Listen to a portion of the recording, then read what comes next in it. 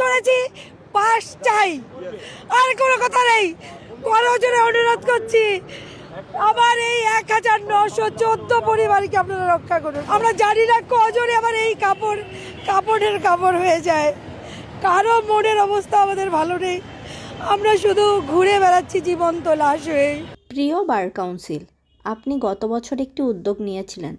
যারা যারা আইনজীবী তালিকাভুক্তি পরীক্ষার ফলাফলে অসন্তুষ্ট হবে তারা আবার রিভিউ করার সুযোগ পাবে। নিঃসন্দেহে এটা ভালো একটি উদ্যোগ ছিল। আপনার এই উদ্যোগকে স্বাগত জানিয়ে এই বছরও অকৃতকার্য অর্থাৎ ফলাফল প্রকাশের পর যারা যারা অসন্তুষ্ট হয়েছিল তারা খাতা রিভিউ করে এবং তাদের রিভিউ আবেদন গ্রহণ করেন আপনি, এবং খাতা রিভিউ করার পর তাদেরকে গ্রেস দিয়ে পাশ করানো হয় এবং ফলাফল প্রকাশ করা হয়। ফলাফল প্রকাশের পর দেখা যায় যে 1914 জন পরীক্ষার্থী নতুনভাবে উত্তীর্ণ হয়েছে। এটা নিয়ে মানুষজন আপনার বিরুদ্ধে সমালোচনা করতে থাকে। আপনি সেই সমালোচনা ভালোভাবে ডিল না করে আপনি কি করলেন? তাদের রিভিউ রেজাল্ট বাতিল করে দিলেন। এটা কি কোনো যৌক্তিক সিদ্ধান্ত?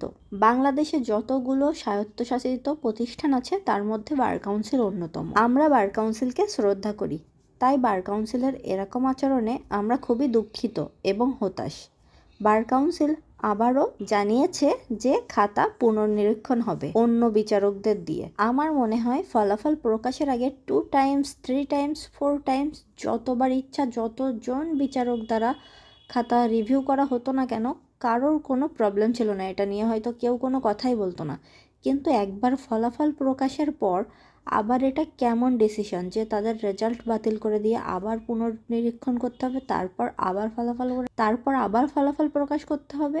আমি জানি না, আমি শুধুমাত্র আমার মতামত জানাচ্ছি। আমার এটা খুব একটা ভালো লাগেনি। আমি জানি না অন্যদের কেমন লেগেছে। কেউ যদি কমেন্ট সেকশনে আপনাদের মতামত জানাতে চান তাহলে অবশ্যই জানিয়ে দেবেন। আর যাদের রেজাল্ট বাতিল করা হয়েছে তারা আশাহত হবেন না। আশা করি আপনাদের জন্য ভালো কিছু অপেক্ষা করছে। ধৈর্য ধারণ করুন, ইনশাল্লাহ ভালো ফলাফল পাবেন। কিছুদিন আগে বার কাউন্সিলের জয়নুল আবেদিন স্যার একটি বক্তব্য দিয়েছেন। তার বক্তব্যটা ছিল এমন যে সামনে যে রেজাল্ট আসবে তাতে আপনাদের প্রতি অবিচার করা হবে না, এবং এই যে রেজাল্ট পাবলিশ হয়েছিল রিভিউয়ের, এই রেজাল্টের খুব কাছাকাছি একটা রেজাল্ট আসবে আপনাদের জন্য। সুতরাং আপনাদের টেনশন করার কোনো কারণ নেই, ধৈর্য ধারণ করুন। আশা করি আপনাদের জন্য ভালো কিছুই অপেক্ষা করছে। আর যারা যারা অলরেডি মৌখিক পরীক্ষা দিয়ে ফেলেছেন এবং ফলাফলের জন্য অপেক্ষা করছেন তাদের জন্য অনেক অনেক শুভকামনা। বাই দ্য ওয়ে, আমার পরিচয়, আমি advocate Marjia Tasnim Sathi, district and session জাজ কোর্ট সাতক্ষীরা।